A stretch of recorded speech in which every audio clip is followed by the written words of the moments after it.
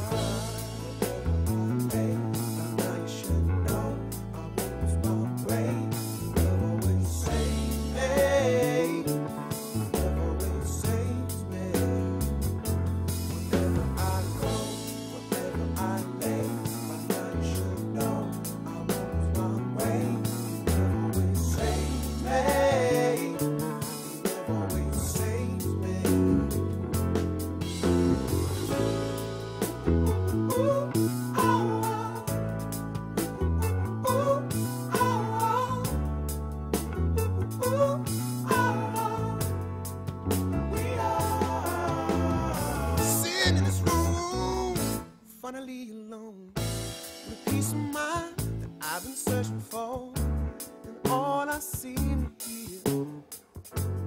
hear is the sound of your laughter. And if you believe that I don't think about you, you should know it's hard to be so far without you. And when you hold my hand, it doesn't matter how far I may be. You know I'm home.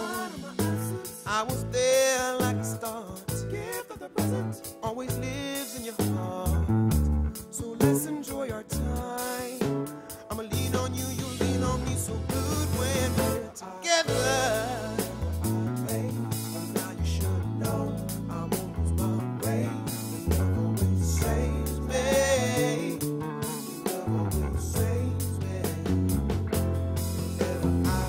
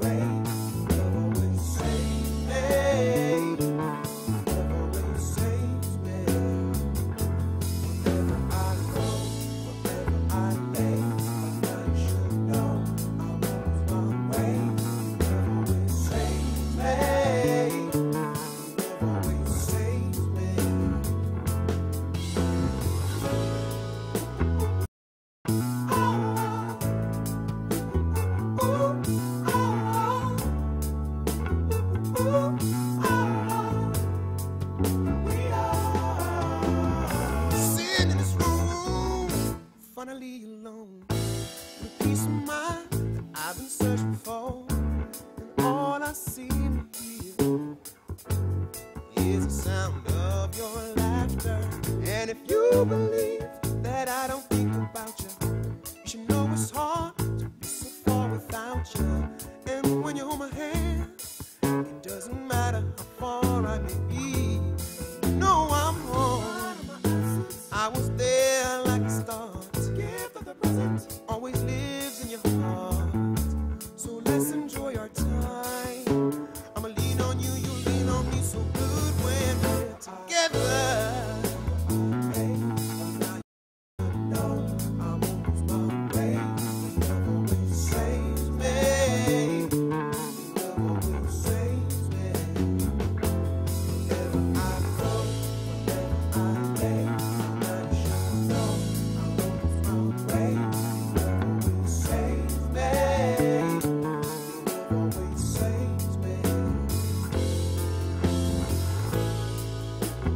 Ooh, oh, oh. Ooh, oh, oh. Ooh, oh, oh. We are. Ooh, oh, oh. Ooh, oh, oh. Ooh, oh, we are.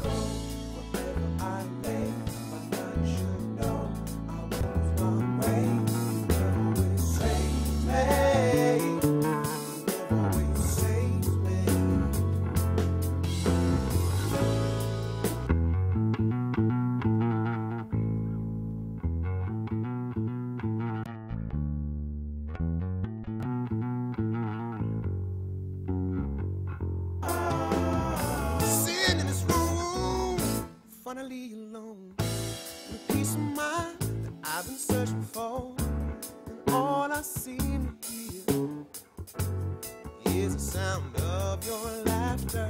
And if you believe that I don't think about you, you should know it's hard to be so far without you. And when you hold my hand, it doesn't matter how far I may be. No, I'm home. I was there like a start. Gift of the present always lives in your heart.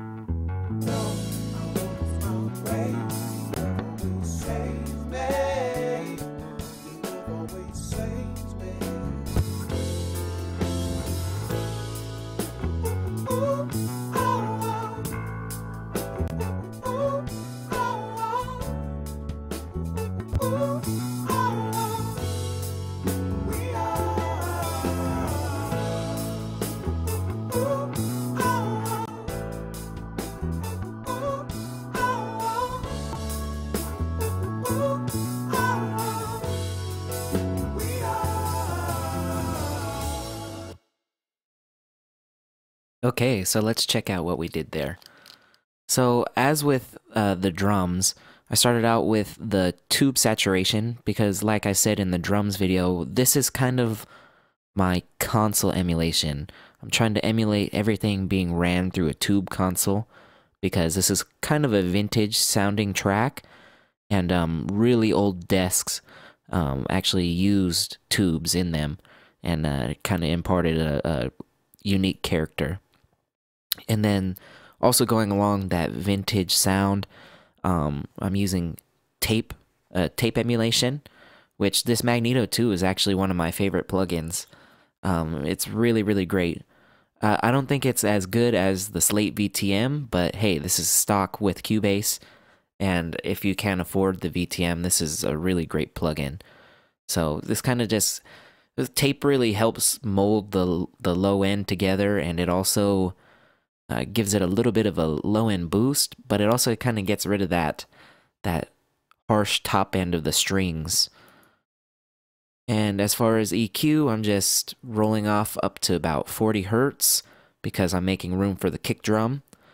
And then I boosted and searched around for some nasty mid-range frequencies that were building up, and that was around 350 hertz. And then using an 1176 type compressor to just knock off about 1 to 2 dB.